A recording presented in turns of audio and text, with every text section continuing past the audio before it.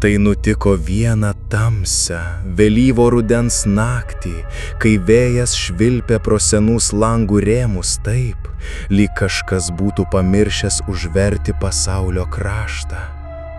Domas tą vakarą grįžo į seną trobelę, kurią paveldėjo iš savo senelės, atokią, apkerpėjusią, stovinčią giliai tarp drėgnų beržynų.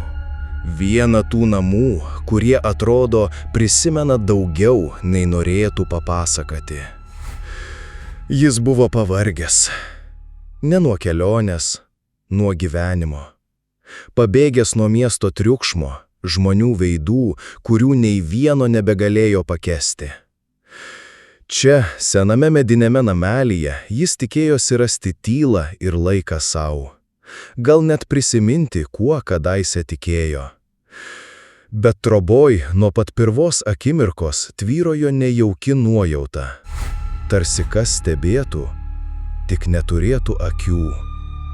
Domas apėjo kambarį, padėjo į kampą seną lagaminą, užkūrė židinį, pasidarė karštos arbatos ir prisėdo prie seno medinio stalo. Iš kišenės išsitraukė seną senelės nuotrauką, kurioje ji kadaise stovėjo prie tos pačios trobos, žiūrėdama į miško pusę, lyg kažko klaustų. Ta vakarą jis šypsojosi iš savo senų prisiminimų, kai senelė vis kartodavo jam vaikystėje. Jei naktį išgirsi beldžiant, neatsiliepk. Ir svarbiausia, niekada nepalik durų pravertų. Niekam, net jei labai prašys. Vaikystėje šie žodžiai skambėjo kaip senas prietaras. Dabar jie aidėjo galvoje kitaip, kaip įspėjimas, kurių niekaip negalėjo pamiršti. Bet vidurnaktį tylą nutraukė beldimas. Domas sustingo, pažvelgė į laikrodį 15 minučių po vidurnakčio. Jo kūnas pagaugais nuėjo. Jis pažvelgė į duris. Jų rankena nejudėjo, bet nuo jų sklido šaltis. Jis atsistojo, priėjo prie durų, pažvelgė pro langelį, lauke nieko. Tyluma, tik vėjas tarp šakų. Durys buvo uždarytos, bet neužrakintos. Tačiau beldimas pasikartojo, tyliai, atkakliai. Domas uždėjo ranką ant rankenos ir sustingo, prisimindamas senelės žodžius. Jei nori gyvent, vaikeli, užverk duris.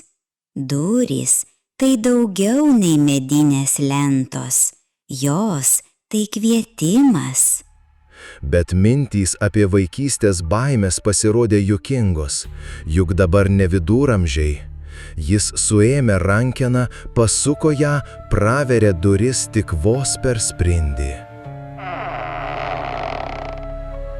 Už durų stovėjo mergaitė, gal 10 metų.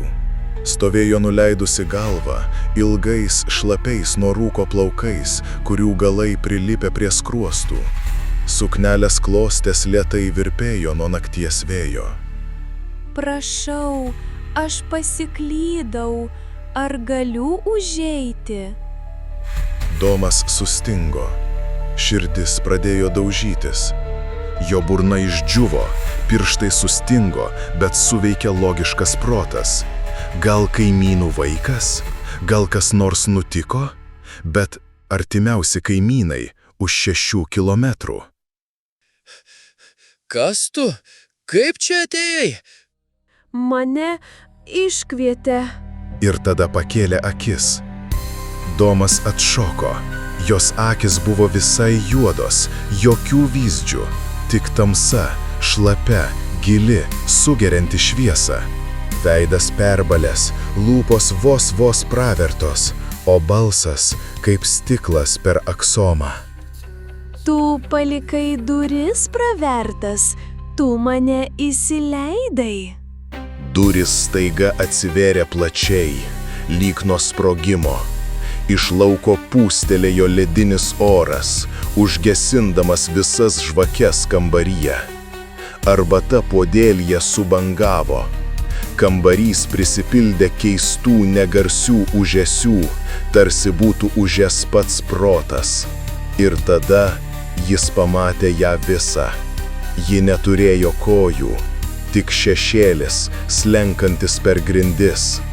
Veidas lyg ištrintas, tarsi prisiminimas, kurio niekaip negalėjai atsiminti.